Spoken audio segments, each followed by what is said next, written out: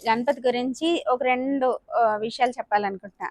వినాయకుడికి 21 సార్లండి గం గణపతియే నమః అనుకుంటూ గరికతో గానీ లేదంటే బిల్వదళాలతో కానీ అర్చించినట్లయితే చాలా ప్రీతి చెందుతారండి. గణపతినే నా దగ్గర ఆహ్, వచ్చి కూర్చున్న ఆయన చెప్పించిన మాటలుగా మీరు తీసుకోవచ్చు. ఎటువంటి కోరికైనా సరే గరికతో పూజిస్తూ 21 కుడుములు కానీ, ఉండ్రాళ్ళు కానీ నైవేద్యం పెట్టి 21 సార్లు గణపతిని తలుచుకుని, మీరు వీలైతే 21 ప్రదక్షిణలు చేసుకుని, మీ కోరికను విన్నవించుకుంటే ఖచ్చితంగా 21 సార్లు చేసేసరికి ఇంకా అసలు అలా అంటారు కానీ ముందుగానే మనం ఏం అడిగామో కూడా మర్చిపోయేలా తీర్చేస్తారండి గణపతి. కానీ వీటన్నింటికంటే ముందుగా మనసు పరిశుభ్రత మాత్రం చాలా ఇంపార్టెంట్.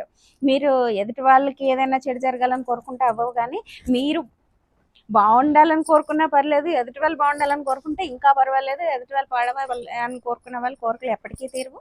ఈ చిన్న లాజిక్ వీటన్నింటికి మూలం ఏ భగవత్ స్వరూపాన్నైనా, ఏ అమ్మ నుంచి వచ్చిన ఏ రూపాన్నైనా సరే మనం ప్యూర్ హార్టెడ్తో ఉన్నప్పుడు మాత్రం మనకి ఏ కోరికైనా తీరుతుంది.